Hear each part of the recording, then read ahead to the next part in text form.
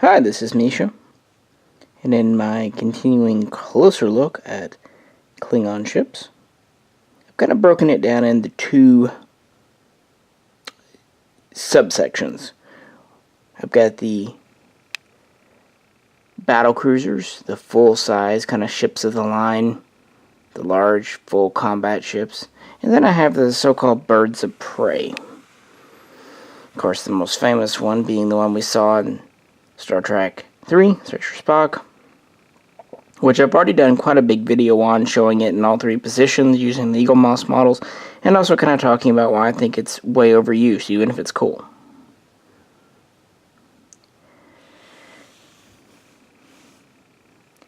Now, this isn't exactly a bird of prey, but it definitely fits into that class or category more than it would a battle cruiser. This is the Raptor class, as seen in Enterprise. Season 1, Sleeping Dogs. Now, the bird of prey class at large, or category, let's say, really consists of scouts, small patrol craft, and destroyers. And the Raptor is definitively a scout. It's almost a pre-bird of prey, if that makes sense. Kind of before they really had established it. It has certain lines of a battle cruiser, but it's small, like a bird of prey. It's about 145 meters. 3 to 4 decks, depending on where you ask. Maybe it's got 3.5 decks. You never know.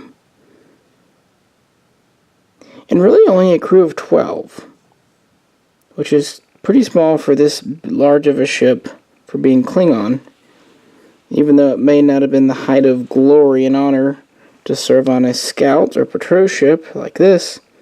It might have actually been more comfortable. Maybe it was part of the incentive. On the other hand, there's probably not a ton of habitable space. It's kind of a spindly ship. We've got these wings, which are really too thin for decks. They might have had conduits or mechanisms in them. Obviously, we have our warp nacelles here. We have the center section, which bulges out. Then we have this kind of piping, which was emblematic of Klingon ships in Enterprise. We saw it on the D5 earlier. I think it's kind of neat they were doing that.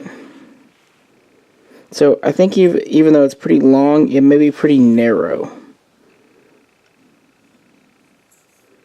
And there might be a lot of engine stuff. These ships were capable of quite high warp, at least for limited times. They could go warp 6, with a cruise of around warp 3. They were equipped with disruptors and photonic torpedoes, one of those little tricks that Enterprise played.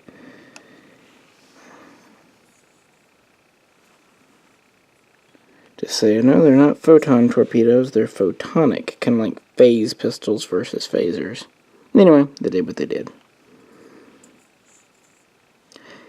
We know from the episode this has a very tough, durable hull, possibly for deep space patrol, what passes for science in Klingon fleets. I mean, they had to have some kind of science, guys. They had technology. This vessel class was launched around 2130.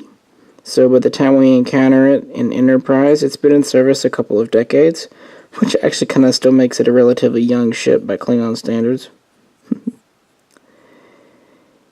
They were designed to operate away from star bases, or Klingon bases, whatever they called them, for up to 6 months. So long-range patrol, but possibly resupply and, colonial maintenance, police actions. Yeah, so not really what you consider a frontline ship, but more of a fleet support ship, which is neat. And kind of, again, serving a role that later birds of prey would. We've got some disruptor cannons. That's another thing. With the Klingon ships in Enterprise, they didn't so much have, hidden or mass disruptors. They went more the bird of prey way with outright cannons. Got these engines. The engines are interesting. They're kind of spiky, talony. I'm sure that was the Raptor part. Which is a little weird for Klingon. In a way, it looks more modern.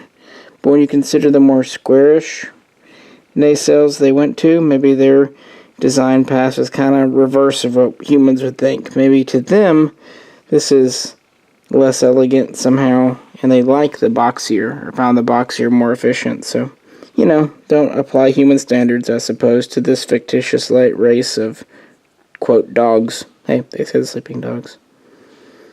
Hey, this also had a live targ pit, aka kitchen, so they had fresh food on board. So I really am thinking this is maybe a secret posh post. Maybe it's one of those things where it's like, oh no, you've been assigned to a Raptor. You'll miss all the battles and you won't die. How sad. Kind of those secret things that everyone wants in the Klingons. And I don't know, it's late, I'm tired, had a good day, so just kind of bullshitting you here, but I really like this ship. We didn't see a lot of it in the episode. Again, kind of a less is more thing. I like how they tried to make it Klingon without being modern Klingon. Even the coloration, or so I'm told, is a little different, more of a grayish. We've got the upswept wings instead of swept down or straight out. As we'd see on later Klingon, is very clearly an older Klingon design. And I appreciate the time they put into it. After the blunders with the Katinga appearing earlier in that season, I think they were maybe trying to redeem themselves. As far as the Eagle Moss model, I know I say this on occasion, but this is really one of my favorites. Not only did I really want this ship, this model is really well done. This whole center thing is metal, solid metal. But of course the engines, the rigging, the top part here, the guns being the polymer. But even like this front section, it's metal.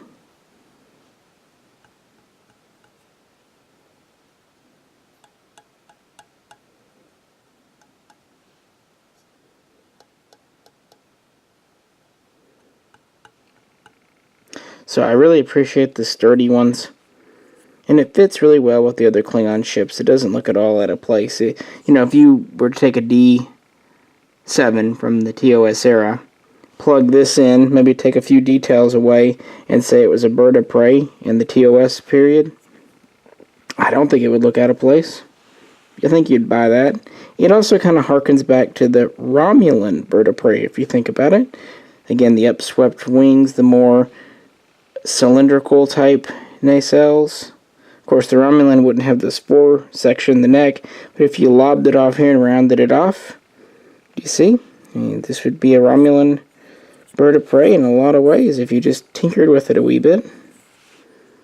Certainly one I'm happy with. Certainly one that served in the Klingon fleet with distinction and honor. Why not? And hey, fresh targ. Who can turn up fresh targ? And we know they had mixed gender crews, so good food, less risk of death, companionship of either sex, whichever you prefer. I have a feeling Klingons are pretty open about that. I don't know why, I just figure like they just seem like they were up for a good time. And I'm sure there's probably an entire hold on this ship for blood wine. In fact, I bet that's what the wings are for. Like a modern 747 would have fuel in the wings. It's got blood wine. What do you think? A neat Klingon ship, Eagle Moss, put this out relatively early. It came out before the Negvar. It came out well before the D5. In fact, this might be our first Enterprise Klingon ship. I have to think about it. And they did a good job. I'm very pleased. Also, I'm very happy to finally know what this thing looks like. There were no other models of this. Even on the screen it was a CGI, so now I know, and I am not disappointed. Alrighty, folks. Well, if you could, like, share, subscribe. Also, feel free to comment. We can talk Klingon below.